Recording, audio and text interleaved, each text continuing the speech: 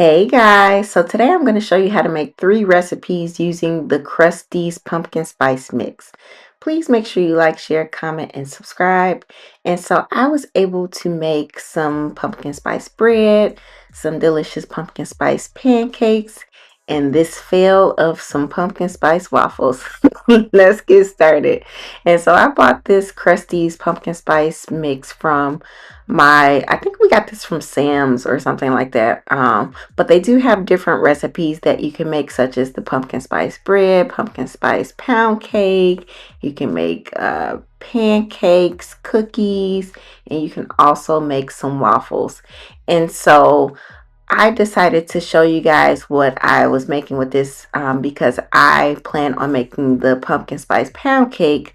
Um, and so the only thing is I'm going to make these recipes dairy and egg free because my oldest daughter has dairy and egg allergies. So that was the challenge, making these taste good, making sure the texture was fine, and making sure that it was plant-based.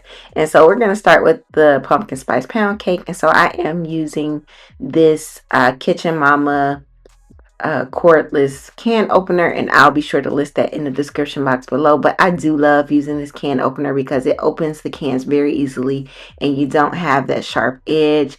And so for the egg replacer for the pound cake, I'm actually going to use pumpkin because Krusteaz actually gives suggestions on things you can use as an egg replacer, and pumpkin was one of those items. And I just so happen to have extra pumpkin in my cabinet. So the package comes with, the pre-made mix. And so I added in water like the instructions said. Then I added in some butter, and then I'm going to add in the pumpkin puree as my egg for this recipe, and I'm going to mix this all together. And this was fairly simple, again, because it's already a pre-made mix, and so you're really just adding the things for the specific recipes. And in this case, I added the puree to make it plant-based.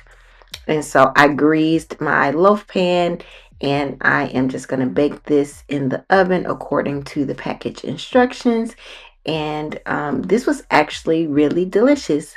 And so I took it out, let it rest for a little bit in the pan, and then I transferred it out of the pan onto a wire rack to let it cool completely before we ice it. And so it does give a recipe for cream cheese icing that you can put on your pound cake, but I'm just using some leftover icing that I had made for those iced oatmeal cookies that I made, or iced pumpkin cookies that I made. So I just had some leftover frosting that I'm going to put on there that is dairy free. But if you're not looking for a dairy free option, you can just use regular cream cheese, or you can use some plant-based cream cheese if you'd like. But I was just using what I had because why throw it away? And so after the cake has cooled, I put the icing on it, and then I just sliced it up and I topped it with some pumpkin pie spice. And this was really, really delicious, you guys. Perfect for fall. And that additional pumpkin puree did bring out the pumpkin flavor, which wasn't bad. And so next I am going to attempt to make the pumpkin spice waffles. And so again, I'm following the package instructions.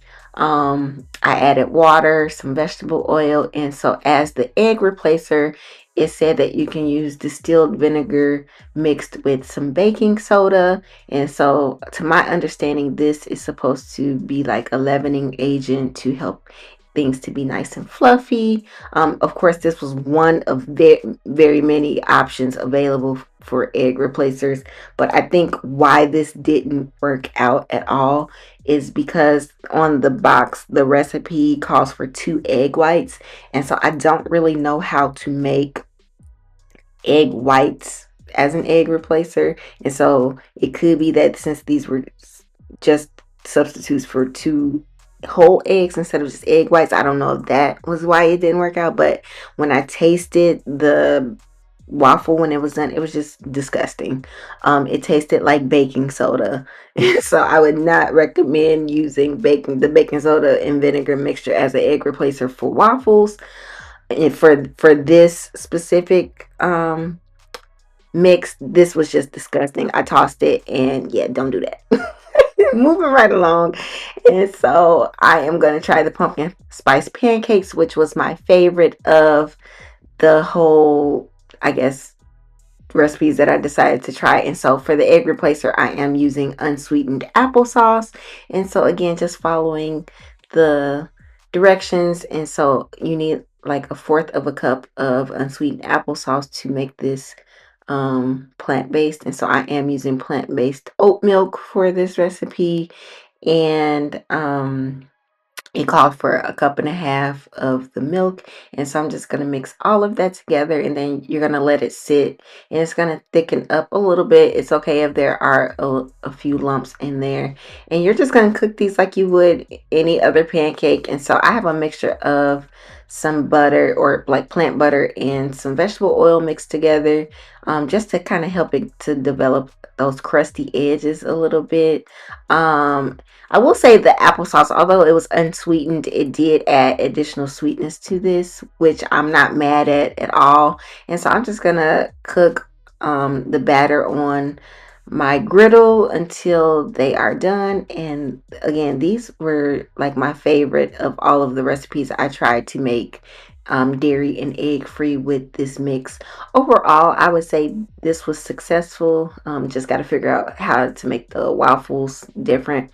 But I'm just topping the pancakes with some powdered sugar, some maple syrup, and then I'm going to top it with some dairy-free whipped cream. And then I had found some orange spiced, like, finishing sugar at the store, and that added a nice little crunch and additional like fall vibes. But these pancakes were absolutely delicious. Again, they were my favorite of all of the recipes that I tried.